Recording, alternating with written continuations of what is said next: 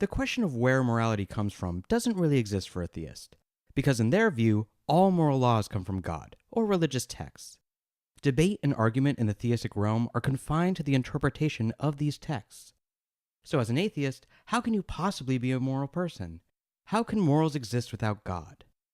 This question is actually twofold, because it deals with individual personal morality as well as universal objective morality.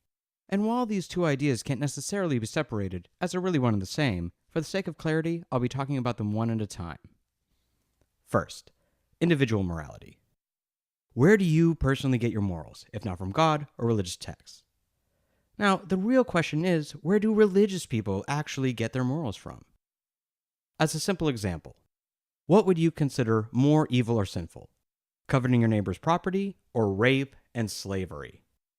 If there is anyone who says coveting your neighbor's property, they are a bad person. But while this is one of the sacred 10 commandments, the obvious rules of thou shalt not rape and thou shalt not enslave other human beings are oddly absent. Not just from the commandments, but anywhere in the Bible. And there are many passages in both the Old and New Testaments that not only condone slavery, but are proponents of it, and give very specific rules to abide by for slave owners.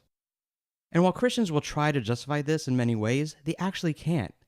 Because they didn't learn that slavery is bad from the Word of God. It's not that Christians get their morals from the Bible and atheists get their morals from somewhere else. No. We all get our morals from the same places. And what are they? Society. And then within that structure, our own moral compass. We all get our basis of morality from our own interpretation of what is right and wrong based on the community we are born into and the ideologies that come from our family, culture, and government, and how these collective entities interpret religion. Faiths like Christianity do not have the same values now as they did 50, 500, or 1,000 years ago. Because while theists argue that religion informs the morality of society, in fact, society informs how we create and interpret religious texts. The teachings in these books were written by man. They were written with the moral code of people who lived centuries ago, who had no way of knowing the advances in society that would come in the future. To them, stoning women to death for committing adultery was okay. Owning other humans as property was no problem. We, as a society, have evolved beyond these principles, not because of religious teachings, but because we've grown away from them. Which brings us to number 2, objective morality. If individual morality comes from society and our own selves, then that means morality is relative and not universal. But many people, even a lot of atheists, don't accept this. From the Christian perspective, universal laws of morality exist outside of the flawed and corrupt societies of man, and these standards come from a supernatural lawgiver. Christians believe that if this lawgiver does not exist, then objective morality can't exist. The problem for the atheist is that even if you negate God from the conversation, there is still no evidence in the natural world for a set of moral laws that exist apart from individual or collective human thought. That's why we have to consider objective morality differently than Christians and other theists do. Not as something that exists outside of humanity, but rather something that lives within humanity. There is a way that humans can live that objectively is the best for everyone. A global society that causes the least amount of suffering, violence, and subjugation.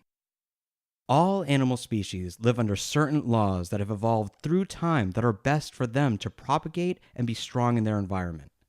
And based on these evolutionary tendencies and our growing intellectual and cultural development, we have learned more and more of what it takes to have a productive and healthy society.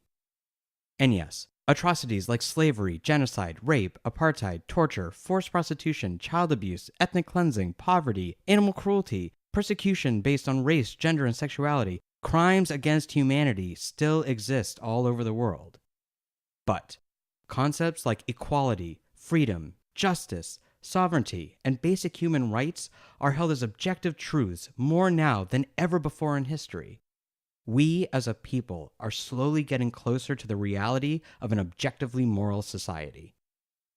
There is one law that most people claim to be a shining example of human morality, and that is the Golden Rule. Do unto others as you would have them do unto you. It's a rule that every atheist I know lives by, and leads to a better understanding of the people around us. It speaks to being good for the sake of good. Because if anyone performs good deeds purely to avoid punishment, or for the sake of reward, then they are not a truly moral person. And as a final point, if humanity does indeed need some supernatural, God-given set of rules, if we truly need a written moral code to live by, are any of the religious texts that currently exist actually good enough? Do they really imbue humanity with a sustainable sense of compassion and peace? Do they really set the best example of how we should treat our fellow man? I think we deserve better.